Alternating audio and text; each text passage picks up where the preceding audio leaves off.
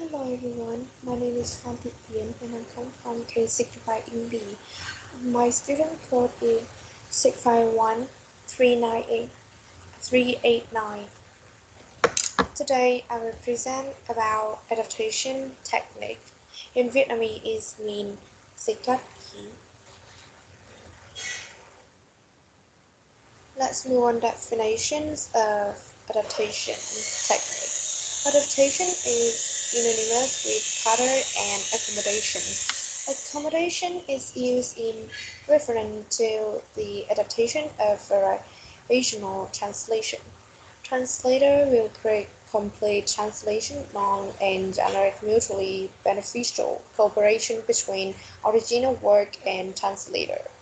Under this circumstance, translators should not only take reader benefits and interests into consideration, but also emancipate themselves to decrease the level put into complete translation and increase the knowledge and wisdom about translation.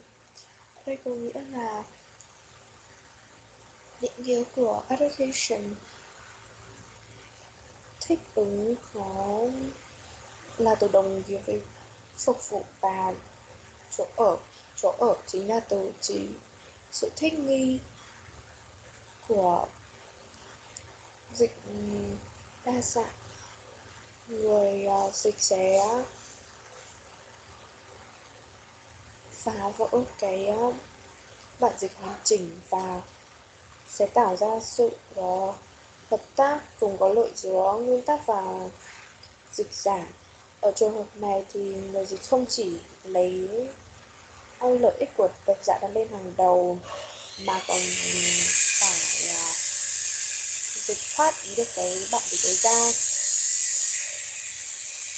để giảm thiểu thời gian để dịch hoàn chỉnh và nâng cao kiến thức về dịch thuật của họ. Next, classification of adaptation. Because adaptation violates the rules of complete translation and change original work, the classification of adaptation can be made by comparing the amounts of information in a variational translation with the amounts of the original work and its complete translation. If A is the amount of information in the variational translation and B is the amount of the original work and its complete translation, then we have the first type, adding. This means the amount of information in the variational translation is greater than the amount of original work and its complete translation, showing that variational translation leads to some addition to the amount of information. The adaptation technique here is called adding. Ở đây nó có nghĩa là vì dịch thoát ý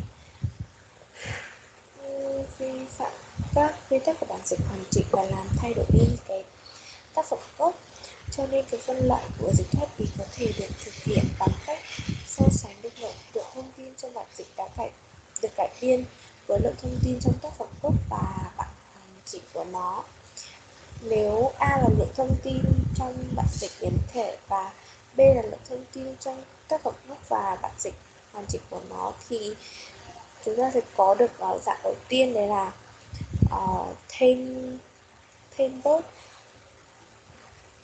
có nghĩa là lượng thông tin trong bản dịch được cải biên sẽ lớn hơn lượng thông tin trong tác phẩm gốc và bản dịch hoàn chỉnh của nó. Ở đây cho thấy rằng bản dịch cải biên có thể dẫn đến một số lượng bổ sung thông tin khá lớn.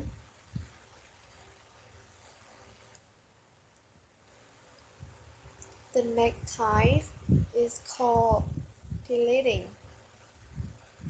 The amount of information in the variational translation is less than the amount of the original work and its complete translation, showing that variational translation leads to some dilution in the amounts of information.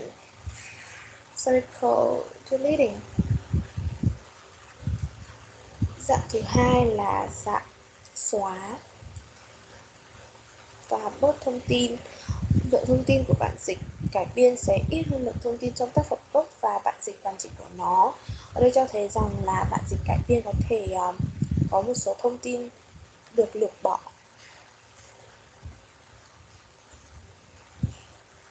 Number 3, the amounts of information in the variational translation is equal to or less than the amounts of the original work and its complete translation, showing that after the original work is edited, the amounts of information decreases or remain unchanged. The adaptation techniques used here is called editing. Dạng thứ ba này là dạng dịch chỉnh sửa, có nghĩa là lượng thông tin trong bản dịch cải biên sẽ bằng hoặc là ít hơn lượng thông tin trong tác phẩm gốc và bản dịch hoàn chỉnh, cho thấy là sau khi tác phẩm gốc được chỉnh sửa thì lượng thông tin có thể giảm đi hoặc là không thay đổi, cho nên kỹ thuật dịch thoát ý này được gọi là chỉnh sửa. Number 4, the amounts of information in the variational translation is approximately equal to the amounts of original work and its complete translation, showing that after the original work is narrated, the amounts of information is basically the same. The adaptation techniques you hear called narrating.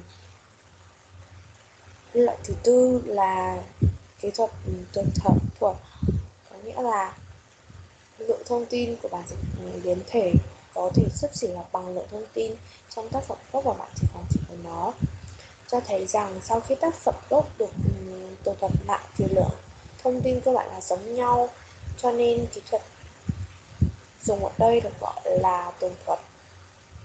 Next, the amounts of information in the variational translation includes the amounts of the original work and its complete translation, showing that the amounts of the original work is integrated. The adaptation technique used here is called integrating. Loại thứ 5 là tích hợp, có nghĩa là lượng thông tin trong bản dịch biến thể bao gồm cả lượng thông tin trong các phẩm gốc và bản dịch hoàn chỉnh, cho thấy lượng thông tin trong các phẩm gốc đã được tích hợp với nhau. Kỹ thuật ở đây được gọi là tích hợp.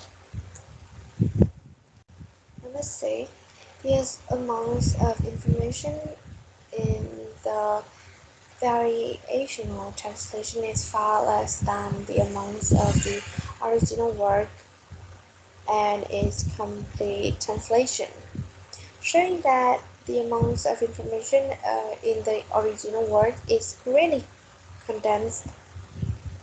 The adaptation technique is called condensing.